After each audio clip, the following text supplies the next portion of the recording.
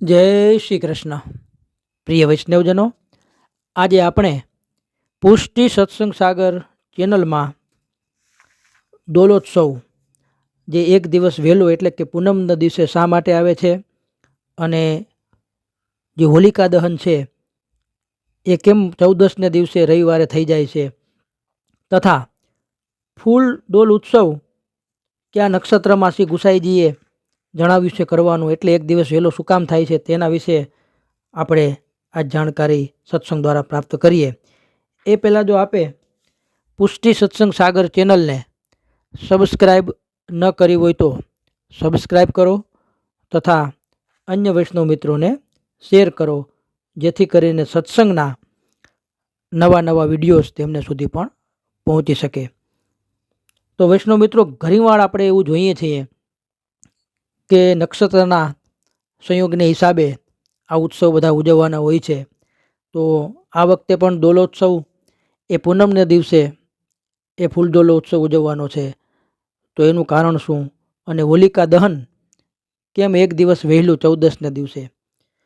તો આગામી તારીખ 24 માર્ચના રવિવારે હોલિકા દહન છે અને 25 માર્ચે સોમવારે ધૂળેટી, એટલે કે ફાગણ સુદ 14ને રવિવાર તારીખ 24ના દિવસે સવારે 9:54 સુધી 14ની તિથિ છે. હવે 9:54 પછી પૂનમની તિથિ બેસી જાય, એ પ્રારંભ થઈ જાય. ત્યારે સોમવારે પૂનમ તિથિ બપોરના 12:30 સુધી જ છે. આમ રવિવારે સવારે રાત્રિના સમયે પૂનમ તિથિ હોતા હોલિકા દહનનું મહત્ત્વ અને હોળી રવિવારે રહેશે, જ્યારે ધૂળેટી સોમવારે રહેશે. તો આ વર્ષે પંચાંગના નિયમ પ્રમાણે તથા દરેક પંચાંગ પ્રમાણે હોલિકા દહન પૂનમના બદલે 14ના દિવસે છે. આ વર્ષે હોલિકા દહન સમયે વિશિષ્ટકરણ છે, પરંતુ રવિવારે આવતું વિષ્ટિકરણ એટલે કે ભદ્રાને પુણ્યવતી માનવામાં આવે છે. તે ઉપરાંત રવિવારે આખો દિવસ અને રાત્રિ દરમિયાન કન્યા રાશિનો ચંદ્ર છે, અને કન્યા રાશિના ચંદ્રમા દરમિયાન ભદ્રા નિવાસ પાતાળ લોકમાં હોય છે. આથી તે પણ અશુભ માનવામાં આવે નથી. આ પ્રમાણે નિયમ પ્રમાણે પંચાંગ પ્રમાણે રાત્રિના 7 થી 10 કલાક દરમિયાન શુભ તથા અમૃત ચોઘડિયામાં હોળી પ્રક્રિયા ઉત્તમમાં ઉત્તમ ગણાય છે. રવિવારે રાત્રે 7 થી રાતના 10 કલાક દરમિયાન ઉત્તમ સમય છે હોલિકા દહનનો.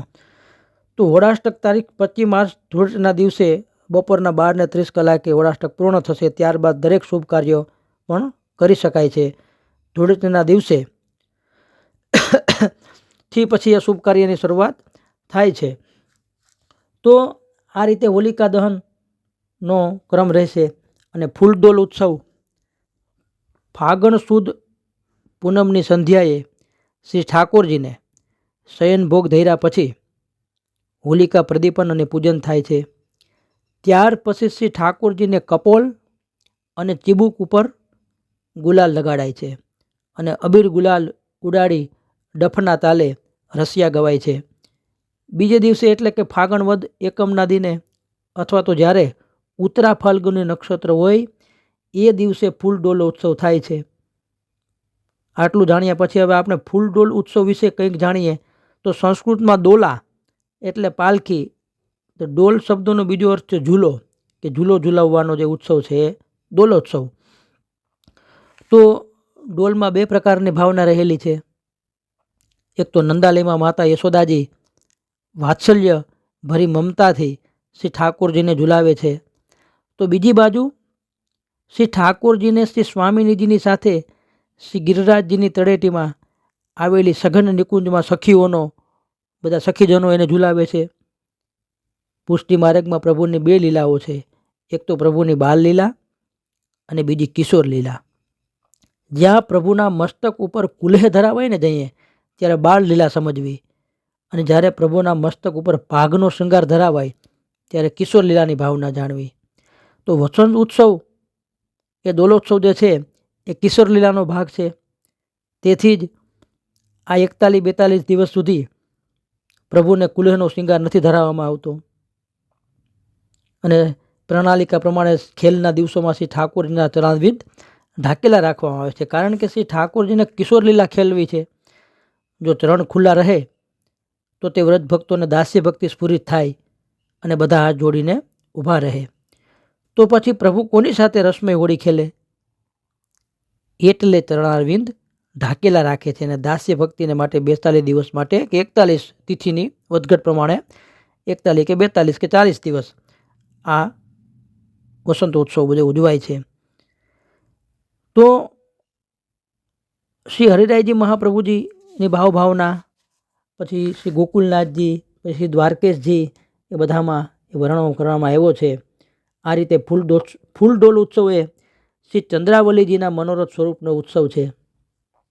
વ્રજમાં હોળી બાદ જુદા જુદા દિવસે જુદા જુદા સ્થળોએ ફૂલડોલનો આનંદ માણવામાં આવે છે. જોકે એની વધાઈ તો 40 દિવસ પહેલાં જ ઝાંઝના વાદનથી બેસી જાય છે. આમ દોલોત્સવની આવી દિવ્ય ભાવના કોઈ પણ ઋતુમાં થઈ શકે, પરંતુ વસંત ઋતુની વાત કંઈક ન્યારી છે. એ સમયે પ્રકૃતિ પણ રસના ઉદ્દીપનમાં બહુ મોટો ભાગ ભજવે છે. વસંત ઋતુમાં થતા દોલોત્સવમાં કેસુડાનો ભીનો રંગ પિચકારીઓ દ્વારા ઉડાડી શકાય છે, જ્યારે અન્ય ઋતુમાં તથા દોલોત્સવ સમયે ફૂલોની પાંખડીઓ ઉડાડવામાં આવે છે. ઋતુ પ્રમાણે દોલોત્સવમાં વિવિધ સામગ્રી, શણગાર, રાગ અને ભોગ વગેરેનો ક્રમ જાળવવામાં આવે છે. પુષ્ટિમાર્ગીય હવેલીઓમાં ફાગણ વદ એકમના દિવસે આ દોલોત્સવ ઉજવાય છે, પણ વ્રજની અંદર માનસરોવર અને બરસાનામાં રાધા રાણીના મંદિરે ફાગણ વદ 11ના દિવસે ઉજવાય છે, અને મથુરામાં શ્રી યમુનાજીના વિશ્રામ ઘાટે ચૈત્ર સુદ છઠના દિવસે દોલોત્સવ ઉજવાય છે. વસંત ઋતુમાં દોલોત્સવ જે સમયે ઉજવાય એ સમયે જે રંગોની જે એમાં પણ ભાવના છે. તો શ્રી સ્વામીજીના ભાવથી કેસરી રંગનો કેસુદો છંટકાય છે, તો શ્રી ચંદ્રાવલીજીના ભાવથી શ્વેત રંગનો અબીલ ઉડાડાય છે, જ્યારે શ્રી યમુનાજીના ભાવથી શ્યામ રંગનો ચોવા વહેડાવવામાં આવે છે, તો શ્રી ઋષિરૂપા સખીઓના ભાવથી લાલ રંગના ગુલાબની બોછાર કરવામાં આવે છે. સમસ્ત વ્રજજનો આ બધી વ્રજાંગનાઓ આવી જ સાક્ષાત મધુર રસ મૂર્તિ છે, અને રસોવે સહ શ્યામ સુંદર પ્રભુને પોતાના પ્રાણોની સાથે એકાકાર કરી ચૂકી છે.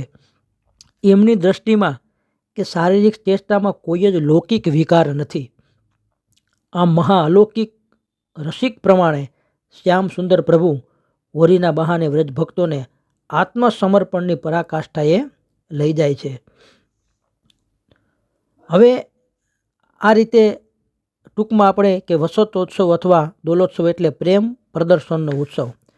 આપણે ત્યાં તો એ પ્રભુ પ્રીત્યર્થે વિવિધ સ્વરૂપે 365 દિવસો સરખા જેમ માની અને સેવા પ્રકાર છે. તો દોલોત્સવ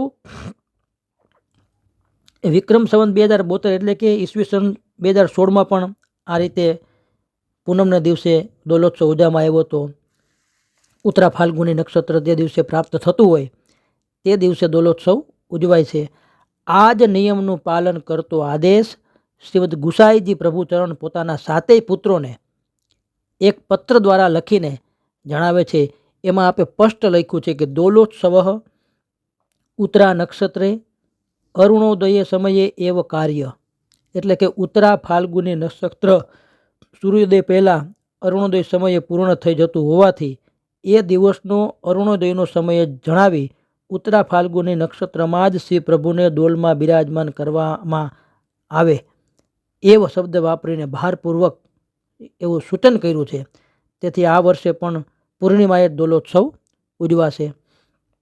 તેવી જ રીતે શ્રી વ્રજરાજ ચરણ એ પણ આજ્ઞા કરે છે કે સંવત્સરો ઉત્સવ કલ્પલતામાં લખે છે કે તિથિ નક્ષત્ર સંયોગ ભાવે વૃક્ષમ યદા ભવેત બલિષ્ઠવાત તું વૃક્ષસ્ય તદા કાર્યોત્સવો બુધેહે. અર્થાત જો તિથિ નક્ષત્રનો યોગ ન મળતો હોય તો જ દિવસે આવશ્યક નક્ષત્ર દોલોત્સવ માટે ઉત્તરા ફાલ્ગુની નક્ષત્ર, પછી જ્યેષ્ઠાભિષેક આપણે સ્નાન યાત્રા કરીએ એ જ્યેષ્ઠા નક્ષત્ર, શ્રી વામન જયંતિ માટે શ્રવણ નક્ષત્ર એ પ્રાપ્ત થતું હોય તો તે દિવસે વિદ્વાનોએ ઉત્સવ મનાવવો, કારણ કે તિથિ નક્ષત્રમાં નક્ષત્ર બલિષ્ઠ હોય છે. આ બલિષ્ઠ નક્ષત્ર એટલે કે આપણે અહીંયા પંચાંગ જ્યોતિષ નક્ષત્રનું પણ પ્રાધાન્ય આપણા સેવાક્રમમાં શ્રી મહાપ્રભુજી વણી લીધું છે. દોલોત્સવ, જ્યેષ્ઠાભિષેક, સ્નાન યાત્રા વગેરે મોટા ભાગના ઉત્સવો નક્ષત્ર પ્રધાન છે, તેથી જ્યારે તિથિ અને નક્ષત્રનો યોગ ન મળતો હોય ત્યારે તિથિનો આગ્રહ ન રાખતા જે દિવસે નક્ષત્ર પ્રાપ્ત થતું હોય ને તે દિવસે ઉત્સવ મનાવવાનું બધા જ ઉત્સવ નિર્ણયોમાં જણાવે છે. એટલે આદુખલે પણ પૂનમને દિવસે નક્ષત્ર પ્રાપ્ત થાય છે એટલે તિથિનું મહત્વ ન રહ્યું. નકર તો એકમ કે ભાઈ ફાગણ સુદ પૂનમ ને હોલી અને એકમ પછી આપણે લૌકિક સમાજમાં સામાન્ય રીતે બધા ફૂલડોલ ત્યાં ઉજવતા હોય, પણ નહીં, નક્ષત્રના પ્રધાનતાના હિસાબે આદુખલે પૂનમના દિવસે ડોલોત્સવ થઈ જાય છે. તો આ રીતે વૈષ્ણવોને ખ્યાલ ન હોય એટલા માટે આપણે આ ખાસ કે ભાઈ શંકા કુશંકા થાય કે ભાઈ પૂનમના દિવસે કેમ ડોલોત્સવ થઈ જાય. અને ડોલોત્સવ પછી દ્વિતીય પાટોત્સવ, તો એનો પણ આપણે વિડીયો બનાવશું. શ્રી વલ્લભાધીશ કી જય.